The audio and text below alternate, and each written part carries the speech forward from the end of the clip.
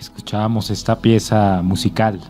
Esta sección la denomina la película Welcome Chris. Es el momento culmen de la película y el momento donde Chris alcanza el empleo soñado. Continuamos entonces con emisora Mariana 1400 AM, su programa Diálogos. Conversábamos con Andrei en torno a un recorrido histórico del término de la felicidad y nos estaba ilustrando en una apreciación con Baruch Espinosa. Sí, efectivamente. Bueno, hice un salto. Ahorita retomamos otra vez desde pues, los principios, ¿no? Desde la época clásica. Pero sí, para terminar la idea, la ética de Spinoza, que es una ética no trascendental o no trascendente, sino de una ética inmanentista, con una tradición fuertemente estoica y epicúrea, pues va a llegar a la conclusión, pues que habíamos hablado en el primer momento, que tanto los placeres como las riquezas, como los honores, tomados en sí mismos, lo único que pueden traer en el hombre es desdicha, infelicidad y padecimiento, ¿no? Entonces, pues, para hacer un recorrido histórico, pues le doy la palabra a Cristian para que nos hable un poco de la época clásica y continúo yo para continuar con la modernidad. Muy bien, Andrei, muchas gracias. Me parecía muy acertado su comentario sobre el término eudaimonía, y yo creo que estamos de acuerdo en esto. Realmente como que el término se evoca como que la felicidad es algo que no depende de nosotros, ¿sí? Como de un genio benefactor o de un ángel benefactor que de alguna manera nos es propicio para alcanzar la felicidad. Yo creo que es una posición que es tan antigua pero que de alguna manera sigue muy presente en nuestra cultura.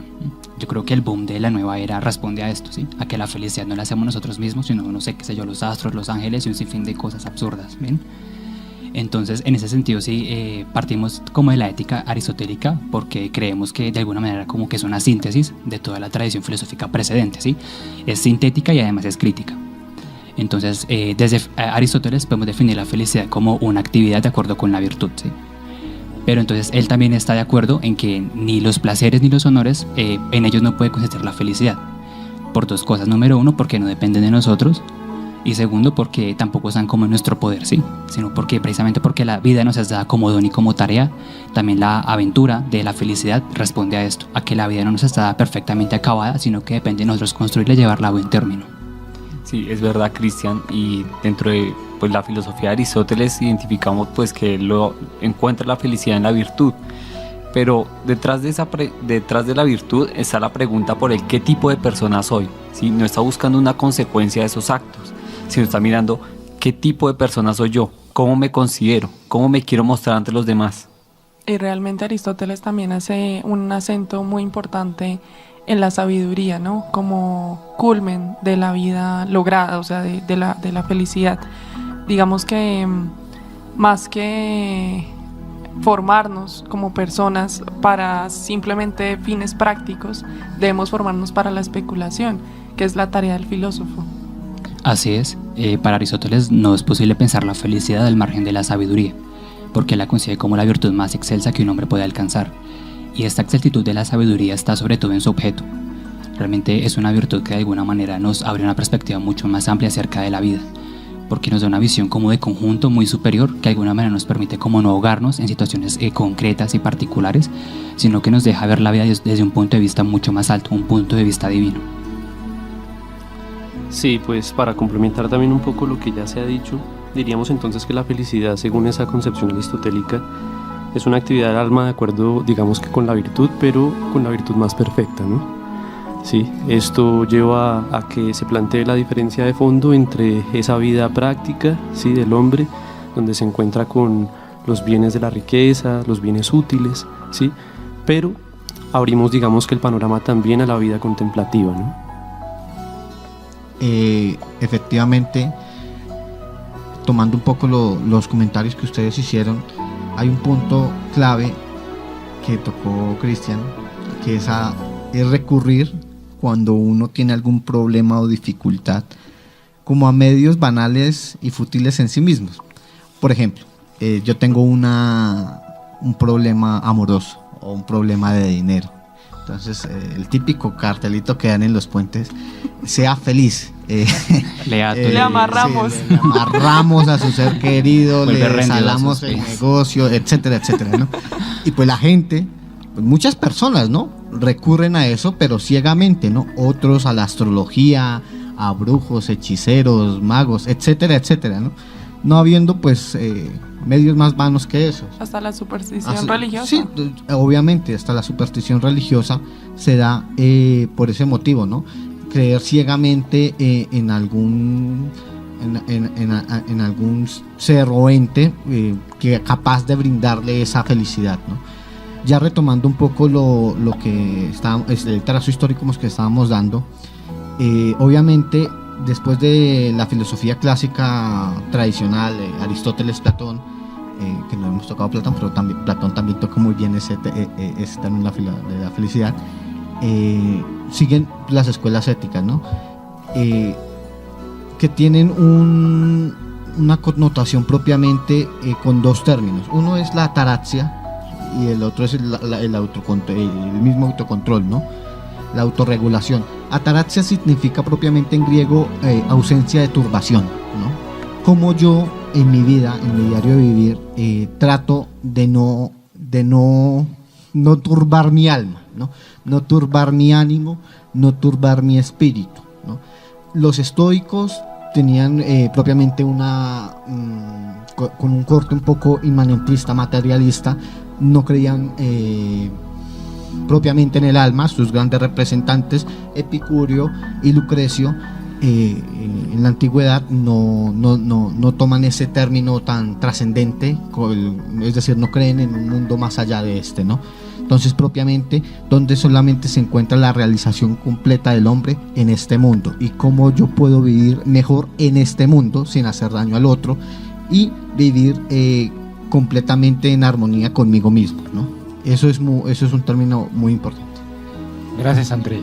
Recuerden, estamos en emisora Mariana 1400 AM, su programa Diálogos. Entonces, es buscar una imperturbabilidad. Es un ejercicio mismo, ¿sí? Pero este término me parece muy interesante que aquí lo discutamos, la ataraxia. Y sobre todo en esta escuela epicurea, cómo se va desarrollando y cómo se va entendiendo la felicidad, pero aquí en nuestro ahora, en nuestro presente, es para nosotros, no buscando cosas trascendentales y buscando un futuro a otro, sino vivirla aquí, ¿no? Yo creo que la cuestión no está como en criticar esa perspectiva, digamos, como que inmanentista de la felicidad, porque ya la adivinábamos en Aristóteles, y yo creo que la crítica aristotélica a la concepción platónica del bien apunta a esto, al que el bien platónico es trascendente y por lo mismo es inalcanzable para el hombre. Aristóteles decía, la felicidad es nuestra tarea, el bien también debe estar en nuestras manos. Aquí en esta, digamos, en esta doble postura que ya vemos aquí una especie de debate, ¿no? Ya abrimos las puertas al debate.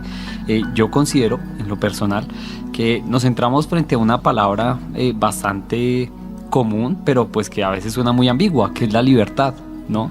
Que adentrándonos un poco a la película de nuevo, ¿no? Cuando Chris afronta ciertas situaciones, tiene que tomar decisiones, ¿no? Entonces, si miramos por un lado en la postura de Aristóteles, ¿no? La pregunta ¿qué tipo de persona soy? Encontramos una libertad como un libre arbitrio, ¿sí? Como yo lo escojo personalmente, ¿sí? Yo escojo qué camino tomar y simplemente actúo, ¿sí? Yo mismo me estoy formando. Mientras que en la otra perspectiva estamos viendo más bien como un estado mental, ¿sí? O un estado de conciencia. Cómo yo quiero asumir las circunstancias que me están aconteciendo y simplemente pues porque estas ocurren sin mi voluntad. Bien lo exponía nuestro compañero Andrei, esta última perspectiva nos habla de un materialismo un poco cerrado y que por eso termina siendo un determinismo un poco exagerado. Y digamos que también tenemos los extremos, ¿no? Tanto la filosofía occidental como la filosofía oriental de una concepción distinta de lo que es la felicidad, ¿no? Digamos que aquí se centra más en una contemplación, ¿no? Una contemplación del bien, de la sabiduría. Digamos que la filosofía oriental tiende más a vaciar la mente, ¿no? A alivianarnos de peso. Entonces, realmente miramos cuál es la convergencia de las dos, ¿no? Y Aristóteles nos lo mostraba muy bien. La felicidad consiste en el punto medio, en mirar realmente que la vida nos ofrece cosas, no es decirle que no, como la filosofía oriental a veces nos lo muestra, sino decirle sí, pero de esta forma, ¿no? Me parece muy acertado el comentario de Camila, porque realmente, digamos, frente a esa posición estoica, helenística de la felicidad, dirá Aristóteles que no es virtuoso ser eso, un imperturbable, ¿sí? Como que nada me afecta, ¿no? Dice que propia la virtud es saberse doler con lo que vale la pena ser dolido y también ser feliz con lo que vale la pena ser feliz.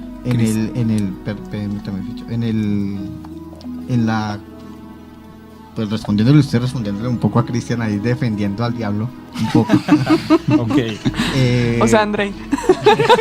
Sí, defendiéndome a mí mismo. No, mentiras, defendiendo pues la postura estoica o inmanentista. Obviamente, Ficho dice que se llegaría propiamente a un determinismo absoluto. Obviamente, los contextos en los cuales yo me muevo son ineludibles en el ser humano.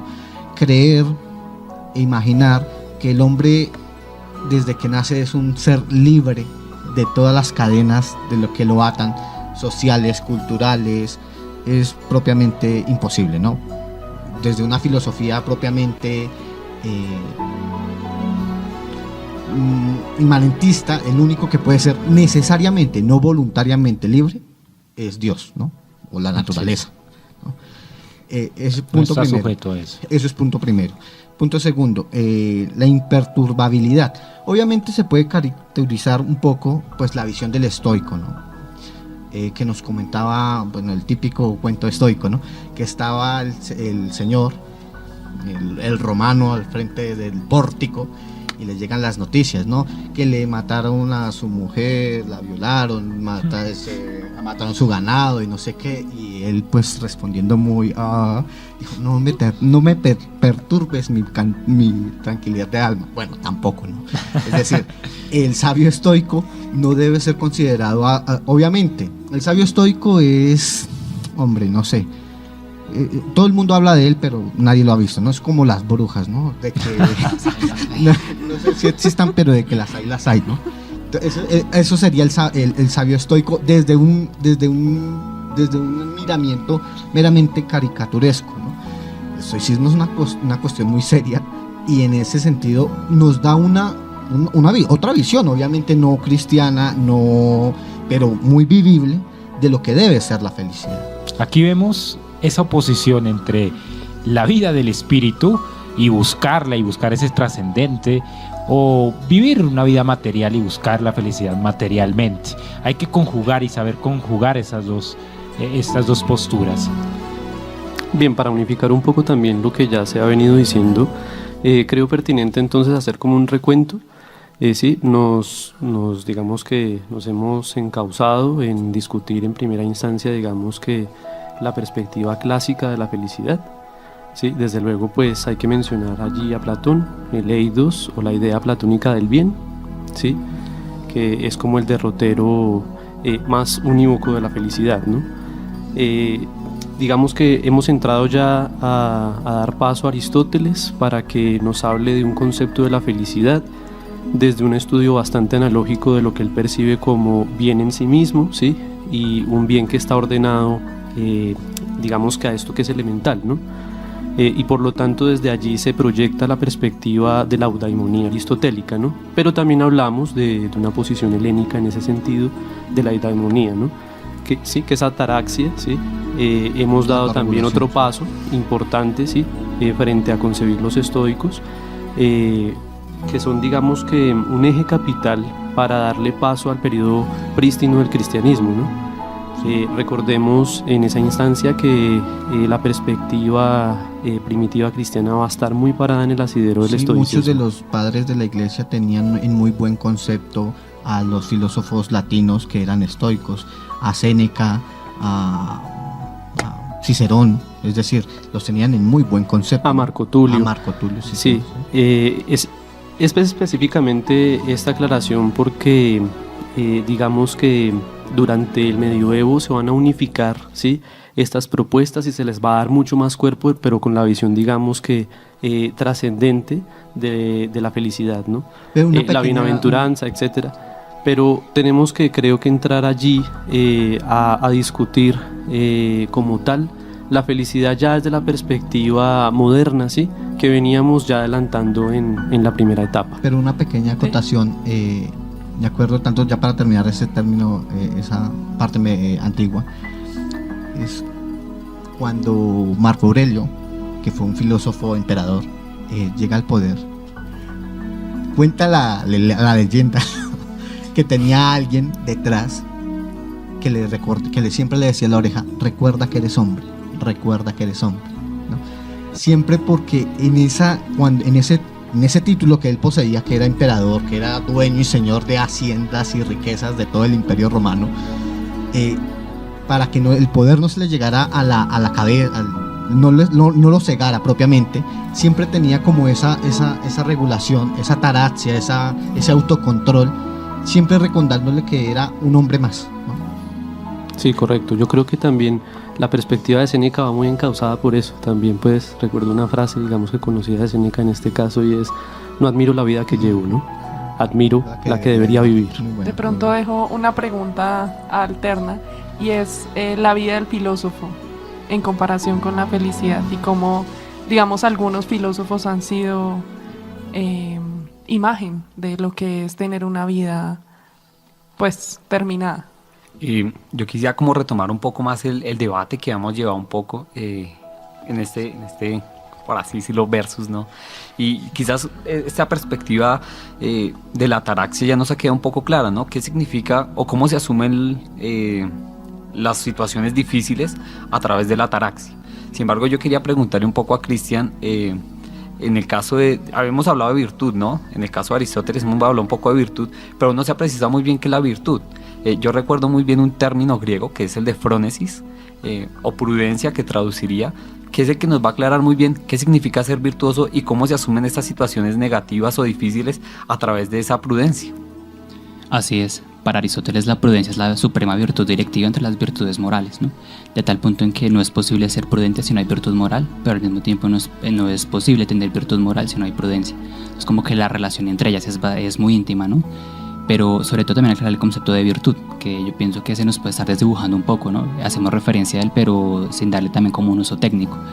Realmente, pues, si nos partimos desde la posición aristotélica, la definición de la virtud pues nos ofrece varias, ¿no? Pero yo creo que una de las más recordadas es punto medio entre el exceso y el defecto. Eso es lo que entra a ser la prudencia, ¿sí? Establecer cuándo es conveniente detenerse o cuándo es posible avanzar, ¿sí? La virtud también es en griego creo que es arete, ¿no? Como Arete. excelencia. Arete, que significa perfección, ¿no? Sí. Eso también es muy importante. La virtud, como la concebían los griegos y los romanos antes de la llegada del cristianismo, ¿no? Es decir, vamos a ver, uno podía ser un ciudadano virtuoso siendo un pedófilo, ¿no? En la antigua Grecia. Era la virtud cívica, ¿no? Sí, era la virtud cívica, correcto. Sí. Por ejemplo, Calígula, ¿no? Que fue un emperador qué romano. buen ejemplo. O Nerón, Sí. ¿no? Ok. Hombre, dentro del contexto, la palabra virtud como tal significa perfección, nada más ni nada menos, perfección, ¿no? En ese sentido, el cristianismo ya va a acotar algo más importante aún, que es la virtud que nosotros manejamos los occidentales actualmente, ¿no? Que el que le guste bien y al que no, pues es así, ¿no? La virtud que manejamos actualmente, ateos, no ateos, marxistas, medio pensionistas, lo que quieran, es la virtud cristiana, ¿no? Sí, pues en verdad pues vale la precisión, ¿no?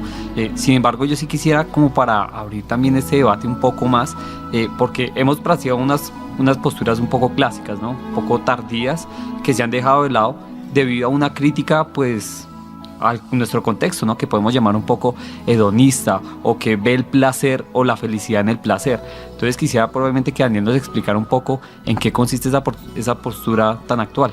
Sí, es importante, es prudente hacer un recorrido histórico y ver que la problemática, la cuestión de nuestro cotidiano por buscar la respuesta a esa pregunta de la felicidad no viene simplemente de una hora de una insatisfacción personal.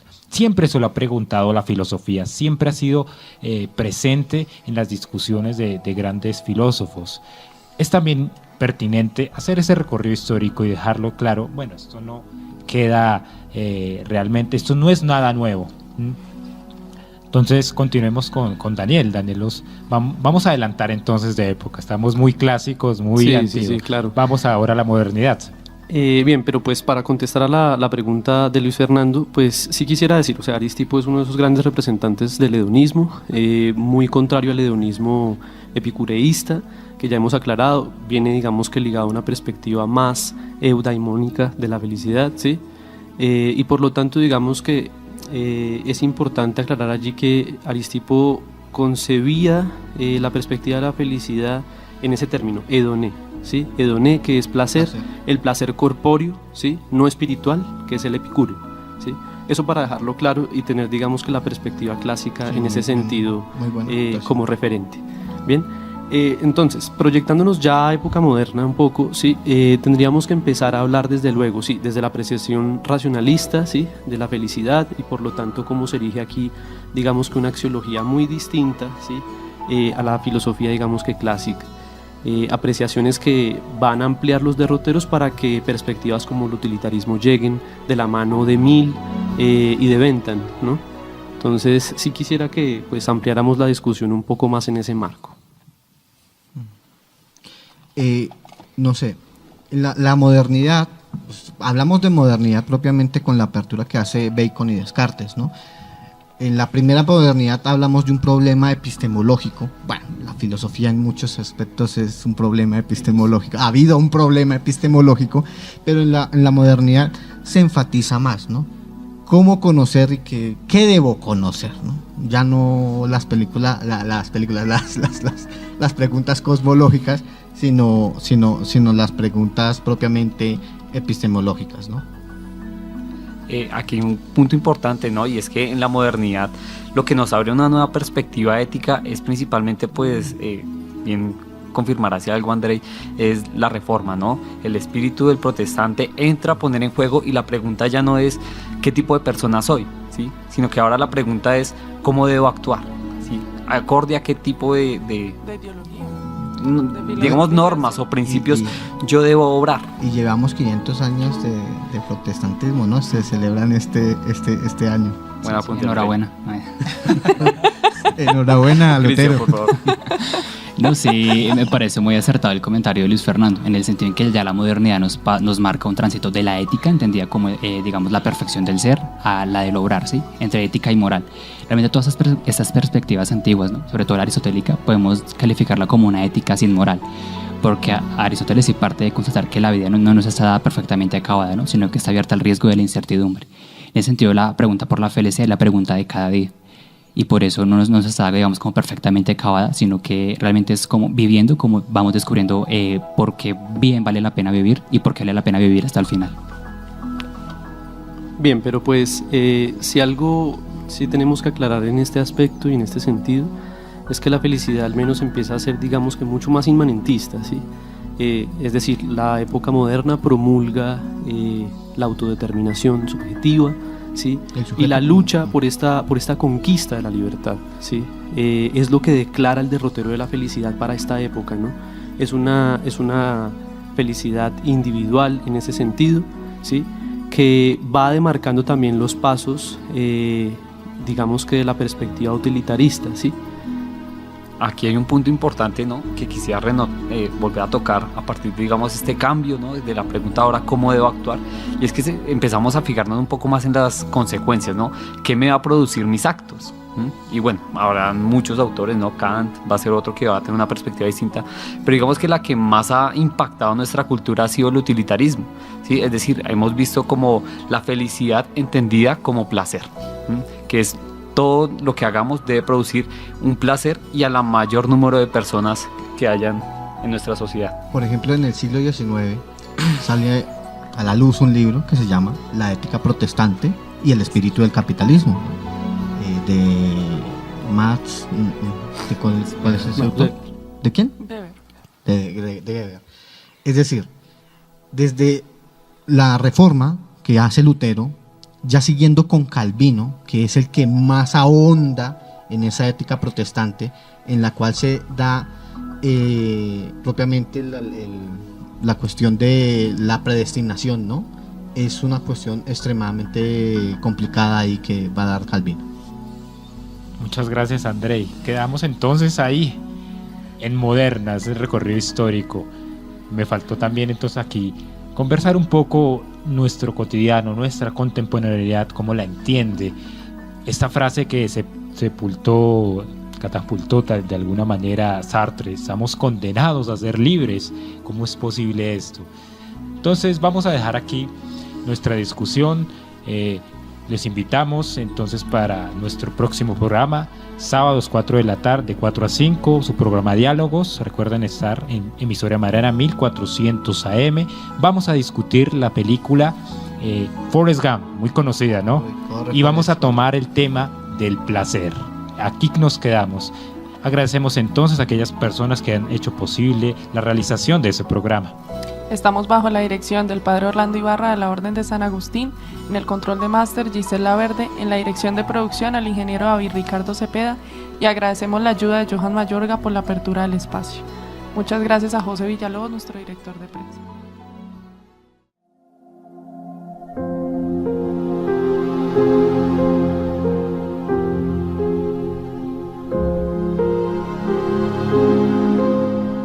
La discusión.